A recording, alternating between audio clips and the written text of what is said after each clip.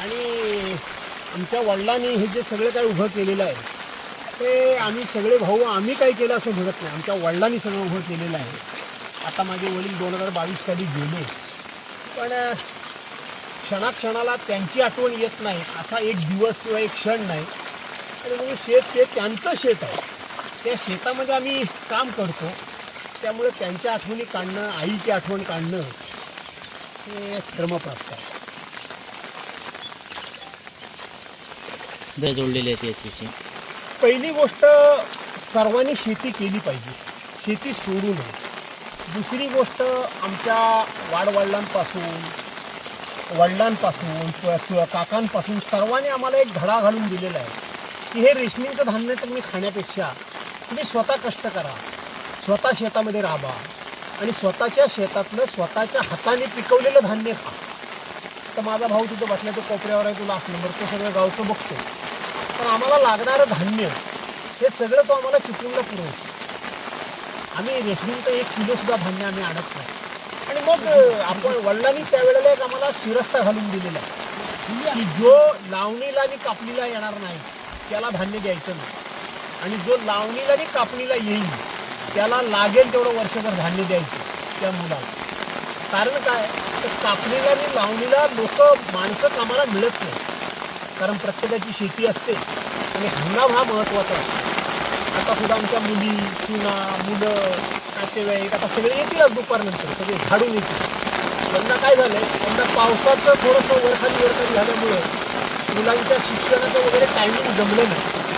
त्यापेक्षा या दिवसात आमची मुलं शाळेत वगैरे जाणार नाहीत, मुलं सगळी शेतामध्ये, मुलं सगळे. त्यामुळे हे पूर्वीपासूनची आम्हाला लागलेली शिस्त आहे आणि त्याचा फायदा पण होतो. अरे बुजू नको. पाऊस पडतो, भिजताय, दरवर्षी वयाचा प्रश्न विचारतो, किती हा दरवर्षी वयाचा प्रश्न विचारतो. वयाचं आता काय येतात आता 69 1 तारखेला पूर्ण होती, 70ावं लागेल 1 तारखेला, तर भिजून 70ावं लागेल आता 1 तारखेला. पण त्या काय त्याचा परिणाम काय नाही आहे माझ्या एकंदरीत क्रयशक्तीवर, इफिशियन्सीवर तसा काही प्रयत्न म्हणजे काय परिणाम नाही. दिवसभर मी काम करू शकतो. आता एक आहे, पूर्वीचं काम करावं लागत नाही, धान्य प्रचंड पिकतं, खूप धान्य पिकतं, त्यामुळे कमी शेती करावी लागते. आता तुम्हाला मला भाऊ सांगत होता की अरे काय आहे, कारण 3 वर्षापूर्वीचं धान्य घरामध्ये आहे आणि मग ते ठेवायचं, ते असते किडे पडतात छोटे छोटे, टोके म्हणतात, टोके ते फुकट जातं धान्य, आम्ही विकत नाही, काय करायचं, इतकं धान्य पिकतं. तर साहेब, ज्या पद्धतीनं योजनेच्या मार्फत जे धान्य दिलं जातं लोकांना आणि मजुरांचा आजचा प्रश्न, आणि हे खरंच धान्याची गरज आहे एवढं मोठ्या स्वरूपात देण्याची. असं आहे की कुठलीही गोष्ट मोफत मिळाली तर तिचं मोल राहत नाही. मी कोणाला देऊ नये ह्याच्या विरोधात नाही, परंतु मोफत कुठलीही गोष्ट, कुठलीही धान्य असं नाही, जर दिली गेली किंवा मिळाली तर त्याचं मोल राहत नाही. कष्ट केले पाहिजे, घाम गाळला पाहिजे, तर त्याचं मोल राहतं, त्याचं महत्त्व कळतं, त्याच्याबद्दलचं प्रेम राहतं आणि आपलेपणा राहतो. हे फुकटचं सगळं मिळालं तर आपलेपणा राहत नाही, उलटी एक असा भाव वाढीस लागतो. बिलांचं काय झालं, मेहरबानी केली फुकट दिली तर असा एक भाव वाढीस लागतो.